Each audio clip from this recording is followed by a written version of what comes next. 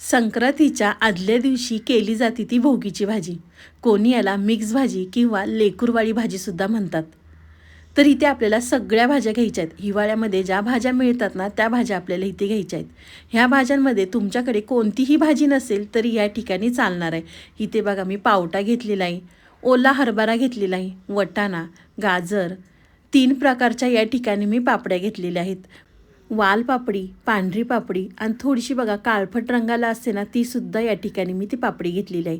त्यानंतर भिजवलेले शेंगदाणे, 2 वांगी, चिरलेला बटाटा घेतलेला आहे.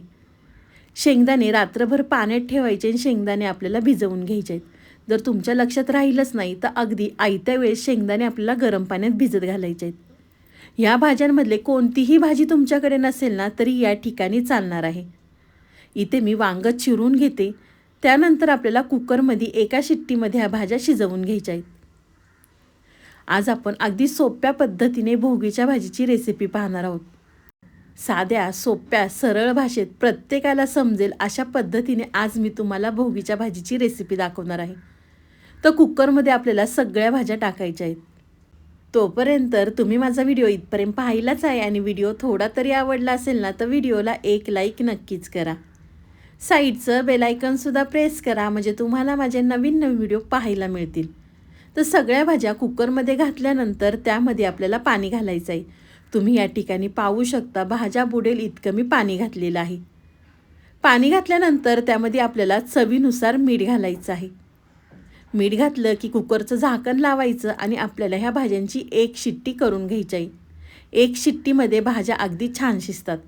तर एका साईडला कुकर होतोय तोपर्यंत आपण दुसरी तयारी करूया. इथे मी कढई गरम करून घेतलेली आहे. कढईमध्ये आपल्याला 1 चमचा तेल घालायचं. तेल गरम झालं की त्यामध्ये आपल्याला सुकं खोबरं घालायचं आहे. इथे मी अर्धी वाटी सुक्या खोबऱ्याचे काप घेतलेले आहेत. तर खोबरंसुद्धा तेलावरती आपल्याला छान भाजून घ्यायचं आहे. खोबरं भाजल्यानंतर एका डिशमध्ये काढून घेते. त्याच कढईमध्ये इथे मी 2 कांदे बारीक चिरून घेतले होते. तर कांदासुद्धा आपल्याला छान खरपूस भाजून घ्यायचा आहे. कांदा खोबरं छान भाजला की भाजीला रंगसुद्धा खूप सुंदर येतो. कांदा भाजल्यानंतर त्यामध्ये आपल्याला 1 चमचा खसखस, 1 चमचा तीळ घालायचे आहेत. ते सुद्धा आपल्याला 1 मिनिटभर कांद्यावरती छान भाजून घ्यायचं आहे. भाजल्यानंतर कांदासुद्धा एका प्लेटमध्ये काढून घेते. कांदा खोबरं थंड झालं की इथे मी मिक्सरचं भांडं घेतलेलं आहे. मिक्सरच्या भांड्यामध्ये आपल्याला लसूण पाकळ्या, 2 इंच या ठिकाणी आपल्याला आलं घालायचं आहे. आलं घातल्यानंतर कोथिंबीर घातल्यानंतर आपण जे खोबरं भाजून घेतलं होतं ते आपल्याला मिक्सरच्या भांड्यामध्ये घालायचं आहे आणि आपल्याला आधी आलं, लसूण, कोथिंबीर, खोबरं वाटून घ्यायचं आहे. तर इथे मी खोबरं वाटून घेतलेलं आहे. त्यानंतर आपल्याला त्यामध्ये कांदा घालायचा आहे. तुमच्याकडे जर कांदा खात नसतील ना, तर तुम्ही या ठिकाणी नाही घातला तरी चालणार आहे. कांद्याच्या ऐवजी तुम्ही या ठिकाणी थोडंसं खोबरं जास्त वापरू शकता. थोडंसं पाणी घालायचं आणि मिक्सरला आपल्याला बारीक वाटून घ्यायचं आहे. वाटण बारीक वाटलं की भाजी अगदी एकसारखी होते. तर इथे मी कढई गरम करून घेतलेली आहे. कढईमध्ये आपल्याला गरजेनुसार तेल घालायचं आहे. तेल तुम्ही तुमच्या आवडीनुसार कमी अधिक करू शकता. तेल घातलं, तेल गरम झालं की त्यामध्ये आपल्याला अर्धा चमचा हिंग घालायचं आहे. हिंग घातल्यानंतर जे वाटण वाटलं होतं आपण, ते वाटण आपल्याला तेलावरती घालायचं आहे आणि छान तेल सुटेपर्यंत आपल्याला हे वाटण परतवून घ्यायचं आहे. खूप जास्त वेळ लागणार नाही वाटण भाजायला, कारण कांदा खोबरं या ठिकाणी आपण भाजून घेतलेलं आहे. तुम्ही पाहू शकता या ठिकाणी मी वाटण छान तेल सुटेपर्यंत परतवून घेतलेलं आहे. त्यानंतर आपल्याला अर्धा चमचा हळद, रंगासाठी काश्मीरी मिरची पावडर आणि त्यामध्ये आपल्याला कांदा लसूण मसाला घालायचा आहे. तुम्ही कोणताही साठवणीमधला मसाला वापरला तरी या ठिकाणी चालणार आहे. त्यामध्ये आपल्याला पाव चमचा गरम मसाला घालायचा आहे. मसालेसुद्धा आपल्याला तेल सुटेपर्यंत परतवून घ्यायचं आहे. थोडंसं वाटणामध्ये पाणी घातलं की मसाले अगदी छान व्यवस्थित परतल्या जातात. तर इथे मी अर्धी वाटी पाणी घालते आणि मसाले वाटणामध्ये छान अगदी एकजीव करून घेते. तुम्ही या ठिकाणी पाहू शकता वाटणाचा रंग किती सुंदर दिसतोय. मसाले वाटणामध्ये परतल्यानंतर इथे मी 1 चमचा आपल्याला या ठिकाणी पांढरे तीळ घालायचे आहेत. पांढरे तीळ हिवाळ्यामध्ये खावेत, म्हणजे आपल्या शरीरासाठी अगदी छान असतात. तीळ घातले की इथे मी वाटणामध्ये परत एकदा मिक्स करून घेते.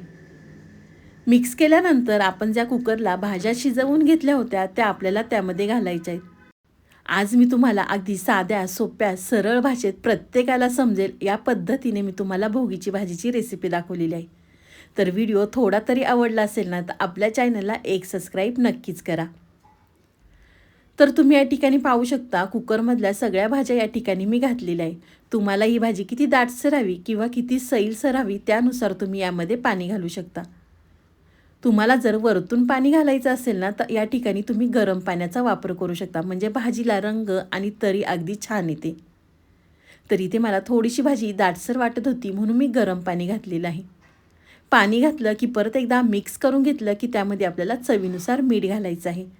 गरम पाणी घातल्यामुळे भाजीला पाहू शकता तुम्ही लगेच उकळी आलेली आहे.